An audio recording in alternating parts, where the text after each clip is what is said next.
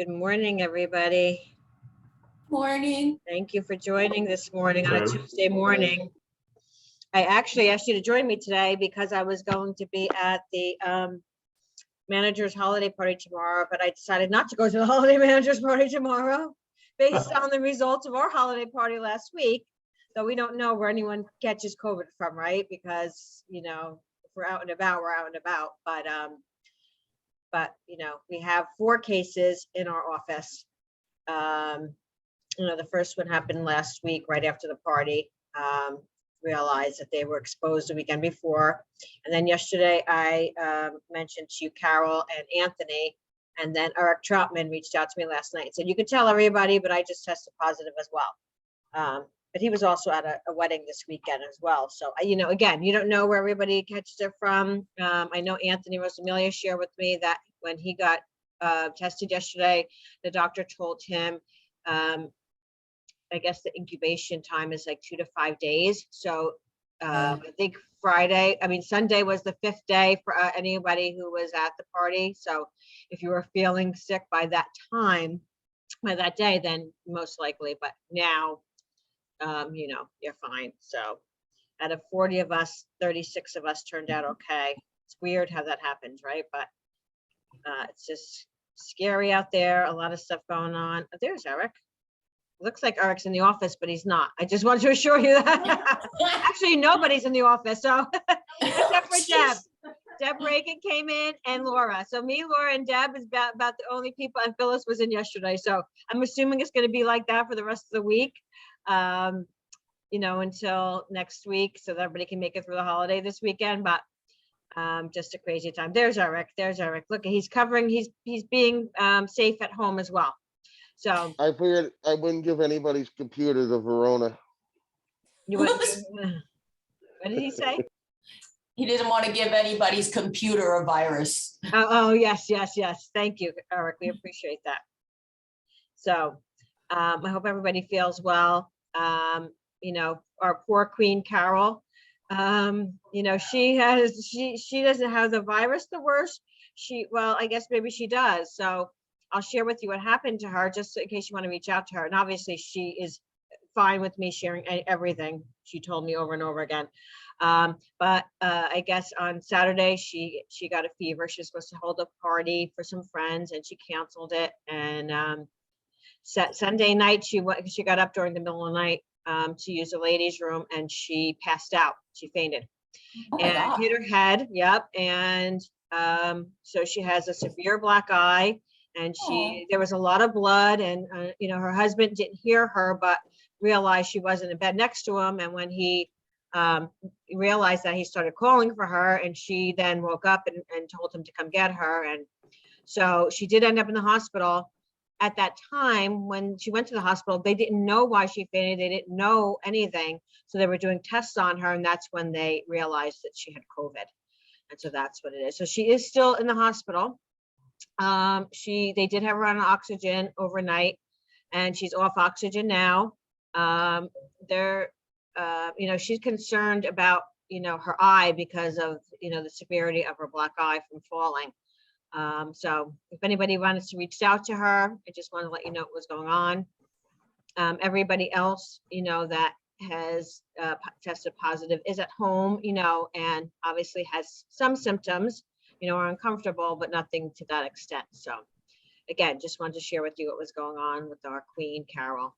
I was talking to her a little bit this morning. So, you know, she's a fighter, and that one is just as animated and funny today as she was last week when nothing was going on. So that's what keeps her looking the way she does, I think, because it's just amazing.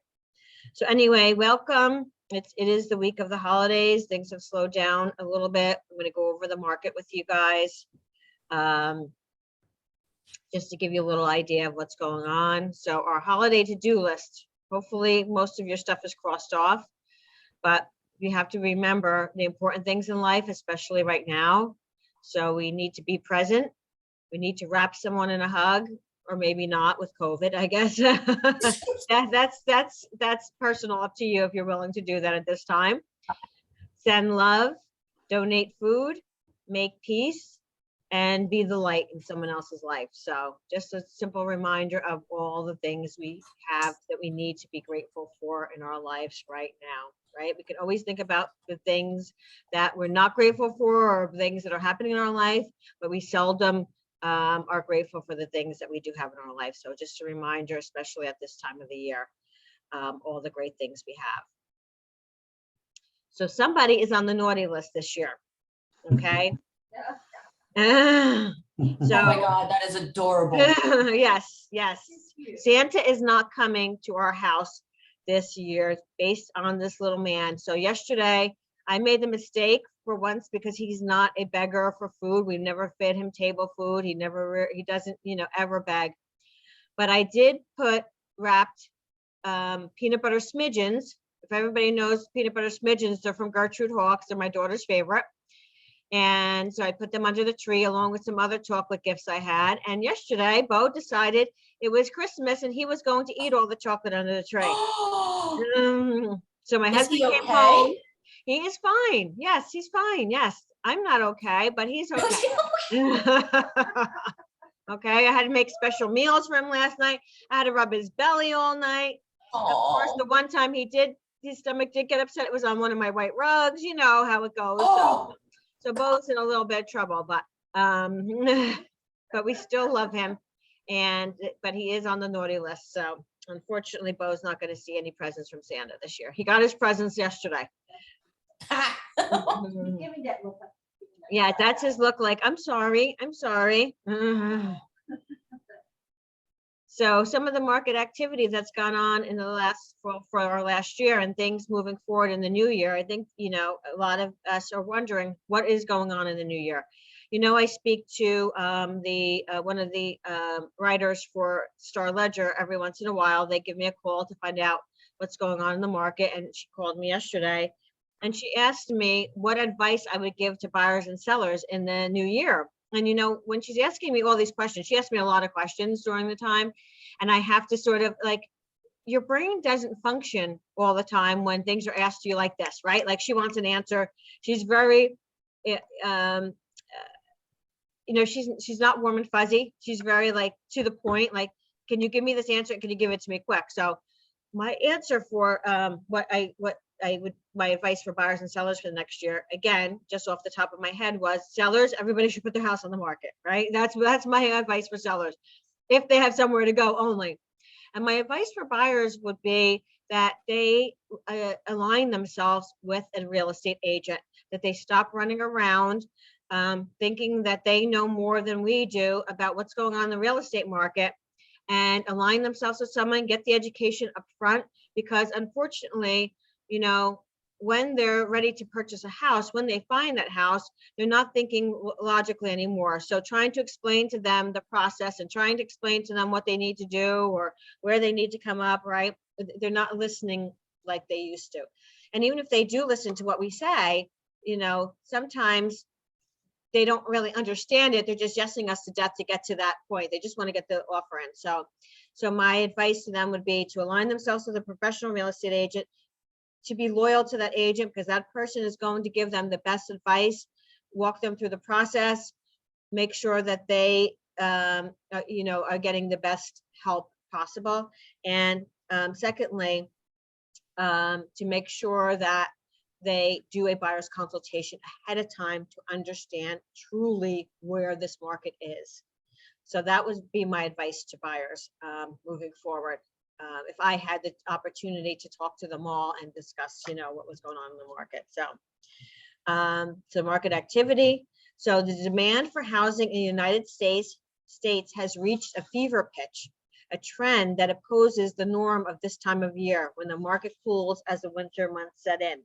So when we say that, right, there's always less inventory at this time of year. So that's normal. And the inventory numbers, again, I'll share with you when we get to the absorption rate, just unbelievably, I cannot believe I'm living in a lifetime where I see this low numbers in the inventory.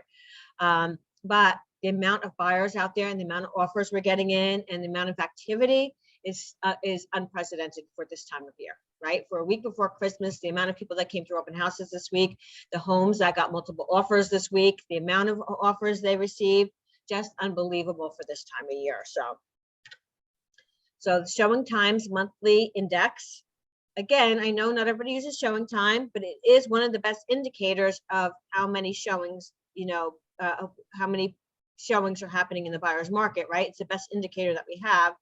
So again, if you look back to January 2020, when we thought, oh, we're getting into the best market ever. And then we had March and April that, were COVID times. And then you look into this year, January through April, the amount of showings. It went down a little bit from May to September and then started spiking up again in October. So again, these numbers are still the highest numbers we've seen in the time that we've been able to share the statistics through Showing Time. So again, very, very active buyer's market, and it continues to be so. So the showing index over the last 5 Octobers, so in 2017, 2018, 2019, 2020, and 2021. So we thought last year was very active, and we still beat it by a small margin this year, right? So those numbers are continuing to go up as far as buyers out there in the market. Anybody remember when we used to try to strategize to see how we could get buyers off the fence? Because we show them 50 houses. Well, I don't know. Let me think about it. Maybe I need to see 50 more. Remember when that was our problem? Now we can't, there's not enough homes to even for them to even make that, have the time to make that decision. It's just crazy. So showing activity typically slows in the fall, but we've seen buyer demand remain strong in many markets throughout the country to reverse the seasonal trend. So last fall, we saw an unparalleled rise in buyer demand, which makes October's year-over-year gains all the more impressive. So even though it doesn't seem like a large gain, it is a huge gain compared to the fact that last year's was so high and so unprecedented, and we still were able to beat it this year. So equity reaches record gains. So this is really a cool chart because it's sharing with you nationally what our gains were, but then obviously locally, within our different states. So the highest year-over-year equity gains were in states like California, right, which is not a big surprise, Washington, the state of Washington, that is, Arizona, and Utah. So those are where we saw the highest gains. And then New Jersey is actually around 60 to 75,000. So we feel like we're one of the highest places in the area. But we're right there. We're still on top. We're in the top 3, but it feels like our equity has reached so much higher than that, right? When we think about it. So, and then where is my New York, which is about the same, which I guess because, we think of New York as a city primarily, but there's so many different suburbs of New York that we don't think about, right? So anyway, I thought that was really interesting to share with you exactly where we saw the average equity. And this was Q3 of 2021, and that was year over year. So forbearance. Forbearances finally fall below 1 million. So if you look again at May 2020, when COVID was at its height, and then moving forward, it has been a downslide since then, which is a positive trend that we really do want to see. I was actually talking to an agent the other day, someone that I'm actually meeting with today from another brokerage, who does probably about 10 million in business and is just got aligned with a foreclosure with HUD to start getting foreclosures, and said, oh, I finally got my first foreclosure. And I said, what do you think that we're going to see? Are you think that we're going to see the foreclosures we have in the past? And they said they weren't sure. I don't think we're going to see that, and this is an indication of that. Okay, we're not going to see the short sales. We're not going to see the foreclosures. More people have equity in their home than ever before, more equity in their home. It is not the same market we were in back in 2006, 2007, or 2009 to 2011. It is a totally different market right now. So after an initial surge following the end of the government's moratorium, it appears that foreclosure activity may be slowing down. So despite concerns about its pandemic-driven wave of defaults, mortgage delinquency rates and foreclosure starts have continued to decline due to the government and industry programs and a recovering U.S. economy. So again, everything is in a positive, we're in a positive state, which is great. So this was, again, what our clients are seeing, right? These are the scary things that people see, and this is where they get their information from, not from a professional in real estate or a mortgage lender, from the news that provides sometimes, you know, articles just to get people's attention, regardless how scary they are or untrue they are. So thousands could soon lose or sell their homes as COVID mortgage bailout expires. So this was one of the recent articles that CNBC put out. So the fact that foreclosure starts declined despite hundreds of thousands of borrowers exiting the CARES Act mortgage forbearance program over the last few months is very encouraging. So it suggests that the forbearance equals foreclosure narrative was incorrect, right? People assume that those in forbearance were automatically going to end up in foreclosure, and that's not true. So again, all positive signs for our market moving forward into 2022. So let's look at 2022. Realtor.com's 2022 housing forecast expects the winter months to be busier than usual, with momentum carrying into the new year.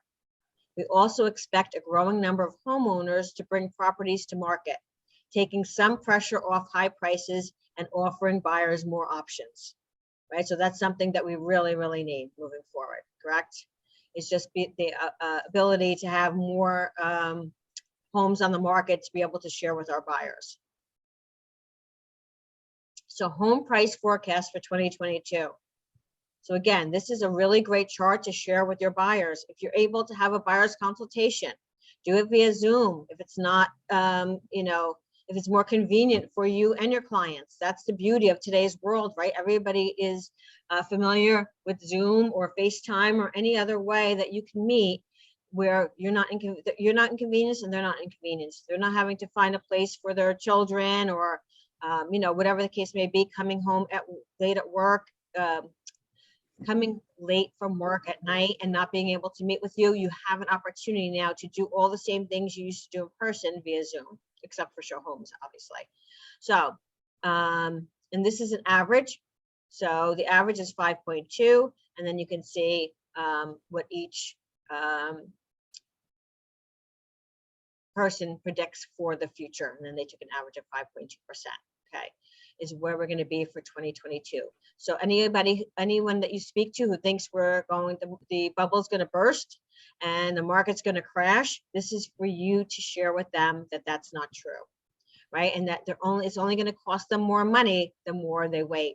So if someone is in a home inspection fight for $3,000, they're going to pay a lot more on the next house, regardless of what it is. And that's where you come into play to educate them, right? I know it's sometimes a little difficult because you want to show them that you're on their side. And sometimes the way we present things seems like we're not, but they really have to understand that you are on their side and that you're sharing with them your expertise in knowing that $3,000 is going to be nothing compared to what they're going to pay on their next house.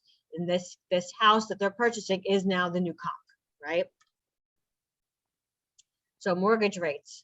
So January 2018 through today, the actual interest rates. So you can see January of 2021, where, you know, we were at our lowest, and now it's continually gone up, you know, up and down a little bit, but they're saying for 2022, that this is the prediction, that they'll be going up to 3.7.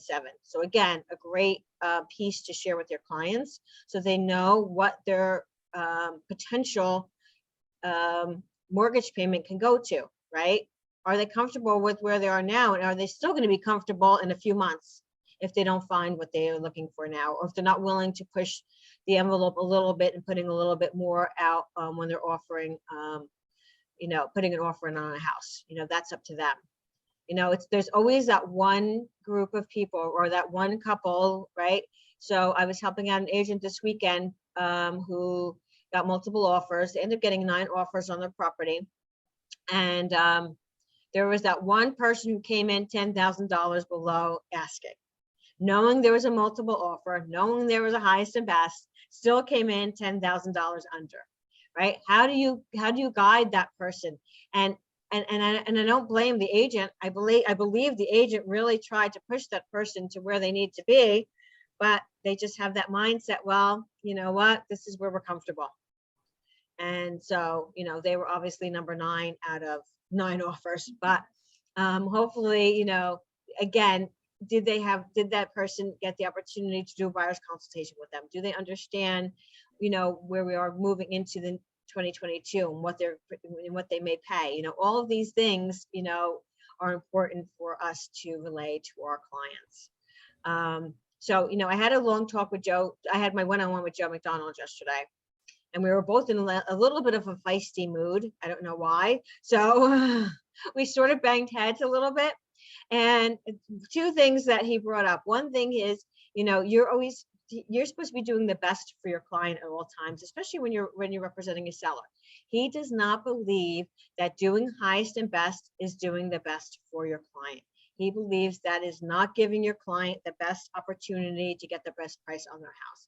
He believes you should not do a highest and best, and that you should not put a timeline or a deadline, I should say, on your highest and best. That you should let the offers come in, you should let your client look at the offers, and then you can go back to whomever you want and work with them. So something he suggested was, if you have 5 offers and the top one is, let's say the house is on at 575 and the top offer is at 610. You go back to all of your clients and you say, okay, right now we're going to counter back at 620. Okay, so everybody can say yes or no. So some people are going to back out and some people are going to say, okay, we're 620. Okay, now we have 3 out of 5 left that went to 620. Now we're going to back to the top, those 3, and we're going to say, okay, there's 3 people still in the picture. We're going up to 630. And then those clients again get to decide, do they want to go to 630 or do they want to stop? Now you have 2 people left at 630. Now you go up to 640.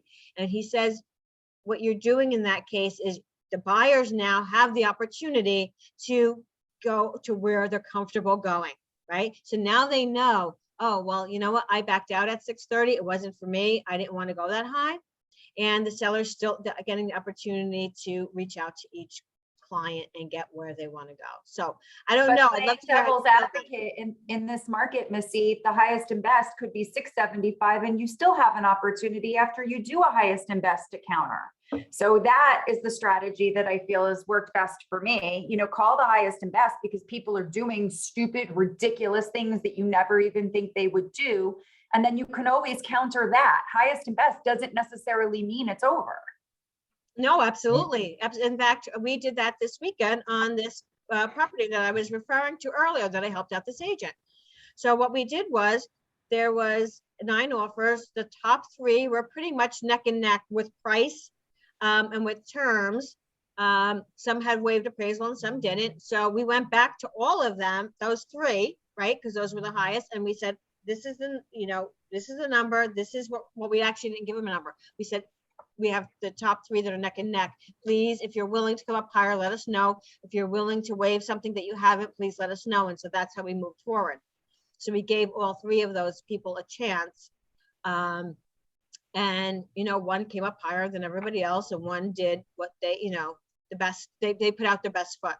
So yes, I don't disagree with it. This is, again, just a conversation because I feel the same way. I feel like sometimes leadership is a little bit far removed from where we are really, right? They're not in the trenches and they think a little bit more logically. We're stuck in the emotional and logical portion of the business. So we have to think differently than everybody else does. Missy? Yep. Yeah, it's Terry. Hi, Terry. I don't feel comfortable with Joe's approach, going back and forth and give us, you know, are you comfortable with this? Are you not? I mean, that's sort of putting such strain on the buyer. I told you what I'm comfortable with. I told you this. Now you keep coming back. I think best and final is fine. It's the only thing I really have a problem with best and final is the time frame itself. It is so crazy. You have a listing, you know, why do you have to do best and final by tomorrow at 2 o'clock? You Yes, don't no, even I have agree with time that. to go with people. They're working, they're stressed. You want to explain things and make sure they understand and they are making their best offer that they're going to follow through with, not just say, oh, forget it, it's too much pressure and drop out. Because you've already invested as their realtor so much time. So I think best and final is fine, explain, be fair to everyone, but give them enough time to really, you know, whether that be a day or 2 days, whatever. But this business about, you know, the next day at 10 a.m. just doesn't work with me, you know. Terry, I I had think one- that's I had one- a great point, because I feel, first of all, agents aren't even letting their house be marketed for a week. It's like 2 days. It's like it goes on Sunday, and by Tuesday at 5, you have to have it in. What about those people who do have COVID and can't get out right away? What about those people who are on business or away, or, you Missy, know? you saw, I had one yesterday. They had the open house and then the offers were due by 7 o'clock on Sunday. Ridiculous. There was no That's time. crazy. Literally, but Terry, you know, because I agree with you 1,000%, but I think the problem is, and was the case in this situation, because when I asked for the seller's disclosure, the assistant accidentally sent me the offer that they had, and they had a crazy, ridiculous, great offer. So I think, unfortunately, what's leading some of this is that if you're getting offers that are too good to wait on, right? That the sellers, you know, want to accept. If you're getting 100,000 over asking within a day of it putting on, waiving everything, or it's a cash deal, then there is pressure also to accept that offer and not keep going. So Yeah, but Mara, with the shortage of inventory, where are these buyers going? It's not like there's gonna be another house coming on tomorrow you have to worry about. Like, I understand what you're saying, but I don't think that the seller has that real pressure these days, especially right now, that there's another house that's gonna come on that all these 10 people are Yeah. gonna run off to. yeah, but that's what we're seeing, right? In the Yes. trenches, it's like within 24 hours, it already has 9 offers, and they're canceling open houses, and because they're still delaying showings, right? So it's like you can't even see it until Friday morning or Saturday morning. And then by Saturday afternoon, it's like they're already done. Mm-hmm. Yeah. That's I what know. Jill just did on this one. They had 60 showings between Thursday morning and Saturday afternoon. And she's like, I just have to cut it off. Right. Yeah, I mean, I know, and she could cut it off, and she could say there's not gonna be any more showings, but highest and best is going to be Thursday, so that people have a time to put stuff together, I guess. They accepted an offer by Sunday morning. Yeah, Done. crazy. Yeah, Yeah, And but I another- know an accepted offer doesn't always mean it's accepted. I just had a situation Yeah. where I went back to these buyers twice and said, okay, we did final and best twice. And then another buyer came in at an even higher offer, and my seller said, we'll take the higher one. So I had to call them back and say, no, you lost it. So, you know, you can, when an offer comes in, even after, you know, at any time, you have to present that offer. absolutely. That- There's no highest and best, there's no best and final. There really isn't. You know what I'm saying? Because we have to present offers until the day it closes.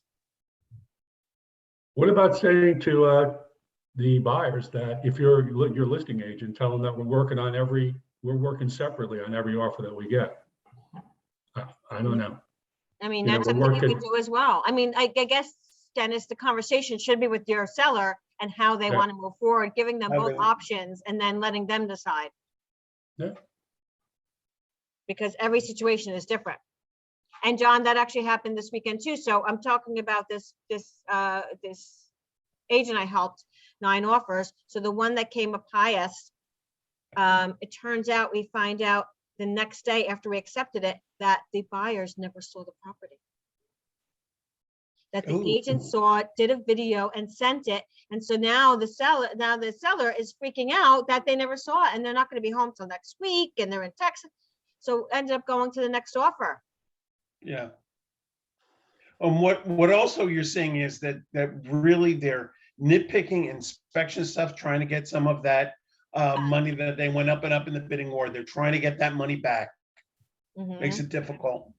Yeah, I agree. As much as you say it's structural, environmental, and safety issues only, makes no difference. They get very creative, attorneys, with what's Yes. structural and what's environmental and what's mechanical. I've seen that in home inspection issues. I'm like, wow, I didn't know that the railing was structural, but I guess it could be if you think about it. And like, they really get very creative when they want to get a little bit money of that money back. Yes, absolutely.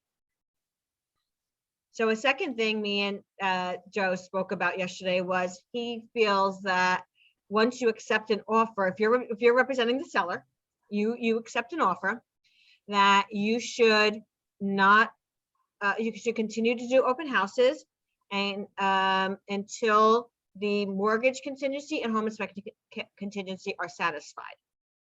And I said, you can't do that because once it's under contract, you can no longer show it.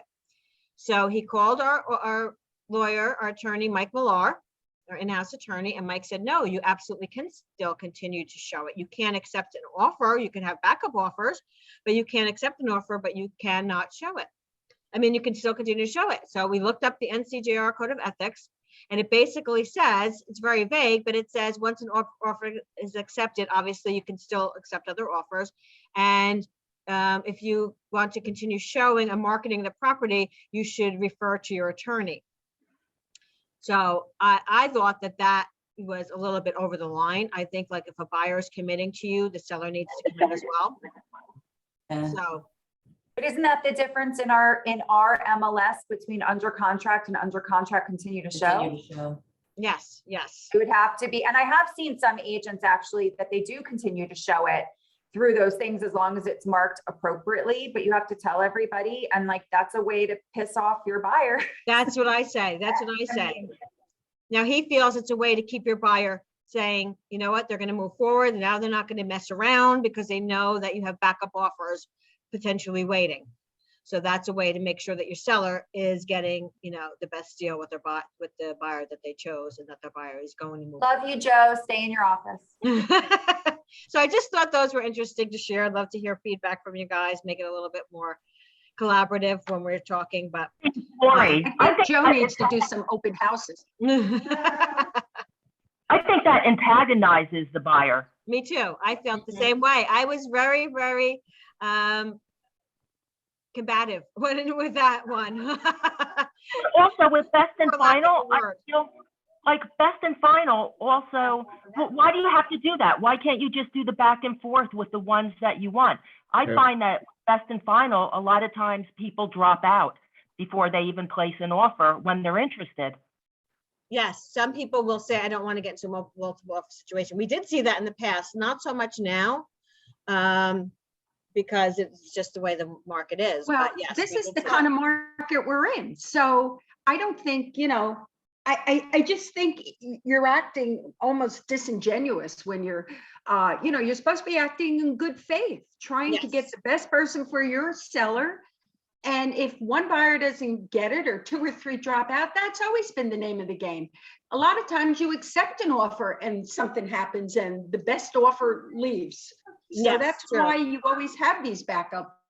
And I think we're always going to have a lot of people interested. The whole thing is to keep notes so you can go back to these people when things change.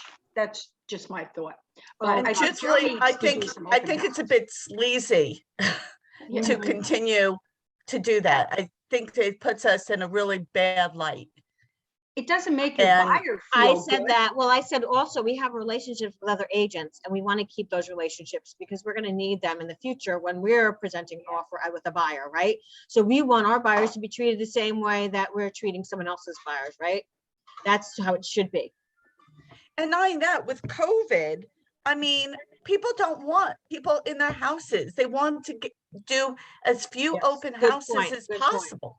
Yes, good point. They don't want people transferred into their house for 3 months, correct? No, So going back to Terry for a minute, and she said you should keep notes on everything. If anyone has ever seen one of Terry's files, you can just open the drawer and find it instantly. It's this thick. Terry keeps everything, every single thing, which is actually a really great thing because she once was going after a client that sold a house when it was withdrawn. And Terry won because Terry had every single paper and note in her file. So it's a good thing just to point out to everybody, like we have the folders here. Savannah makes them for you. Throw everything in there. We put them away. We store them for 7 years. You don't have to think about it again. So make sure that you're keeping every single page, or send it over to Savannah and she'll print it out and put it in your file for you. Like, we can't make it any easier for you, honestly. And we store them for you for 7 years. So just wanted to bring that up with Terry, because she has the most complete files I've ever seen in my life. Every little note, every little piece of paper, everything's in there, which is huge. A sign of paranoia, maybe.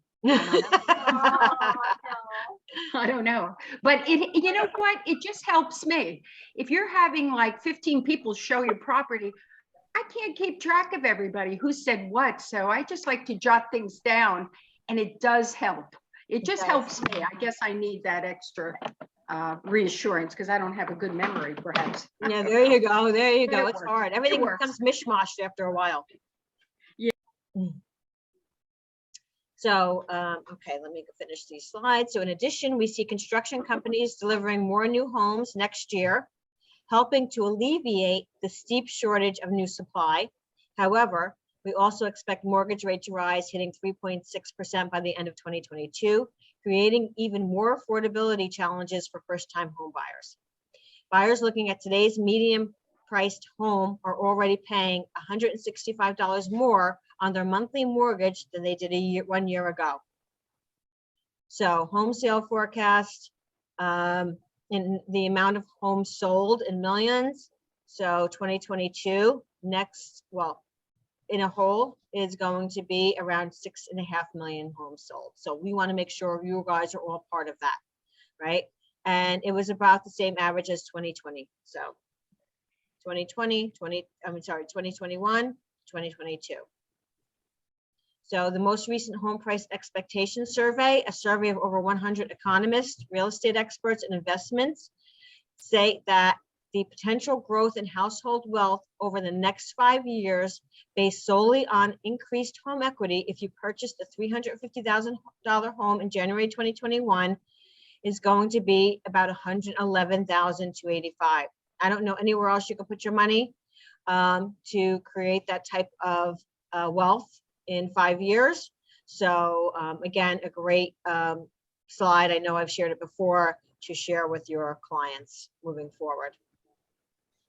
So whether the pandemic delayed plans or created new opportunities to make a move, Americans are poised for a whirlwind year of home buying in 2022. With more sellers expected to enter the market as buyer competition remains fierce, we anticipate strong home sales growth at a more sustainable pace than in 2021. So that's what the chief economist of Realtor.com is predicting for the upcoming year. So who's ready to have an amazing year in 2022? The sky is the limit. Reach for the stars. It's going to be a great one, guys. Just make sure you're part of it. So some office updates. Really not a lot. Pay your NCJR membership dues. Go into your email. Search for NCJR and make sure you pay it, because as of December 31st, which is next week, there will be a $75 late fee. I should say as of January 1st. So make sure you pay it. If you need your invoice number, you can't find your email, reach out to me. I have a list of quite a few people as of last week anyway, who have not paid their dues yet. Savannah is out this week. I'm still processing commission checks and commission bills, and I'll be out next week. And then we'll all be back for the next office meeting. Will be January 6th, I believe, is 2 weeks from today. 2 weeks from tomorrow, I should say. So I don't know if Anthony's on. I don't want to put any pressure on Anthony. So I don't, I just still wanted to just add his market update in here for you guys to look over for the week. Remember, if you have a mortgage person that you work with that's outside of Weichert and you think they'd be a good fit for Weichert, you could get a $2,500 recruitment bonus for getting someone in, or just giving us the name of that person, and they will reach out and they will try to get them in. We're looking for more people as we grow. So this is all of his slides. So our We Do It All guarantee We've had 300 plus closings through November 30th. And congratulations to those who registered their customers in this past week. We have Tabitha again. Tabitha has been one of, I guess, our highest registration person in our office. Kim Brechka, Swetha, and Kelly Romero too. So thank you guys for registering your clients through our We Do It All guarantee. So our trivia question of the week, guys. When was the last time that the Federal Reserve raised interest rates? A, 2006, B, 2012, C, 2018, or D, 2021? 2018, C, final answer.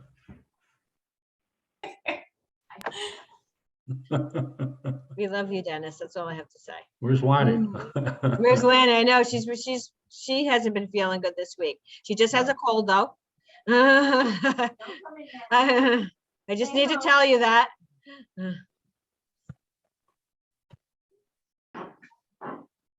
C. Just looking at people's answers.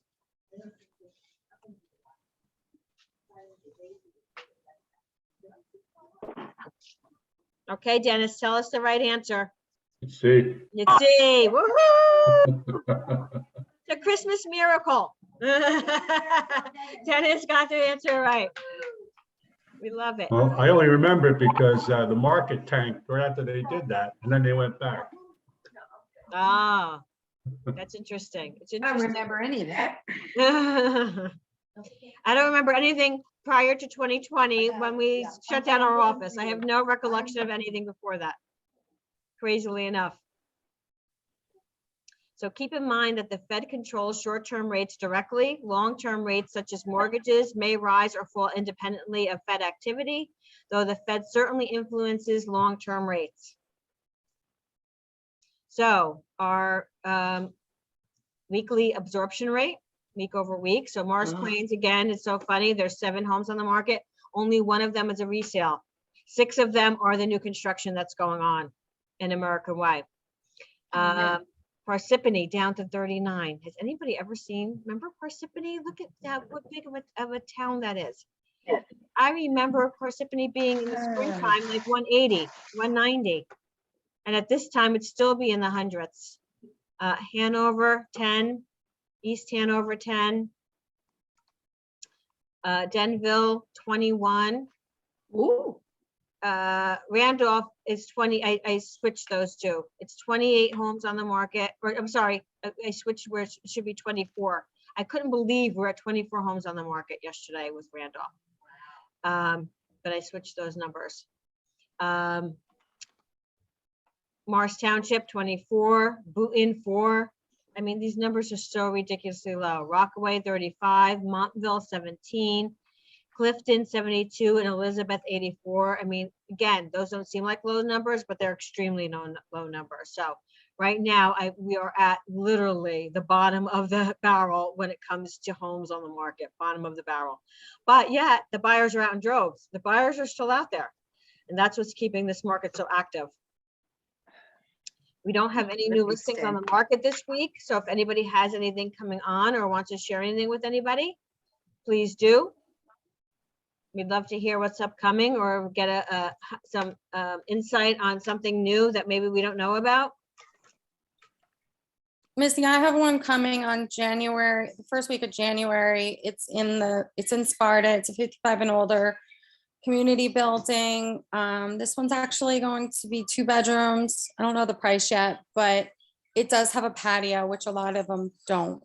So if anybody's looking to downsize and looking for a 55 and older community in Sparta, it'll be a pretty nice unit because it'll have the patio that you can actually walk outside to. Great. Thank you. Somewhere in the- Lanny and I also have one coming up the first week of January in Cedar Grove. It's a 2-bedroom, 3-bath, built in 2019.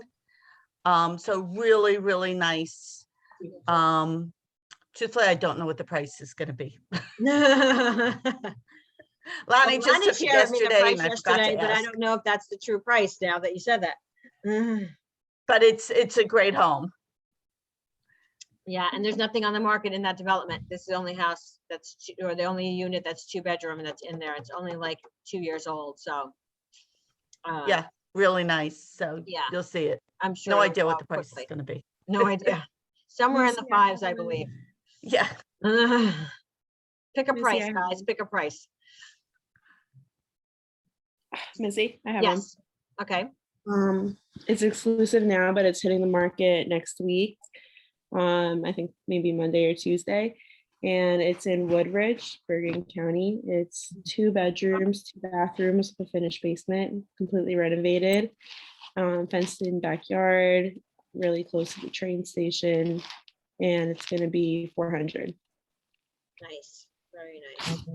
Especially when you say very close to the train station. It always sounds like a good buy to me. Yeah. Anyone it else goes have right anything they to wanna share? Hoboken. Yeah, that's awesome. Anyone else have anything to share? Moving forward. So, it was the night before Christmas and all through the house. I remember sending emails out prior to COVID when it was like this week, and I used to send you little emails saying, where is everybody? There's nobody here. But, you know, Christmas, for those of us who have celebrated for a long time, is a lot of work, okay? For those of you who don't know or don't realize. So not a creature was stirring except for Mom, who was busting her ass to make it happen. And that is constantly every year, right? Trying to manage when packages are being delivered and who is home, right? So I remember when I started real estate and I wasn't home when my kids were probably, Anthony was probably in middle school, the other ones were in grammar school. And a package came and I said, don't, just leave it, just leave it. So they brought it in and I found out afterwards from my daughter, who was always a little rat, that my son actually took a flashlight and looked in between the tape to see what it was. Yep. So those little, you know what they are. So anyway, a lot of work, always worrying, a lot of stress. But it does come every year and you got to make it better than last year. So Merry Christmas to everybody. Have a happy new year. For those of you going away, have a great trip. I know it's a little scary right now, but you know, I don't know who that was, but everybody have a great week. And I'll see you all in the new year if I don't see you this week, stepping in here and there. Merry Christmas. Missy. Merry Christmas. Merry Christmas to all. everyone. Oh, that's who it was. It was Cheryl's little guy. It's little Jameson. Merry Christmas. Mm. Christmas. Say hi. Hi. Hi. Is Santa coming? Who's coming? Coochie. What did we just make for Santa? Coochie. You made coochies for him? Awesome. Coochie. Cookies? Yeah. Oh, Cheese. nice. Tea. Say Merry Christmas. And Goodbye. bye. Have a nice Christmas. Hope Yeah, Santa treats you good. Bye. Mm. Bye. Bye. Oh, now he's all shy.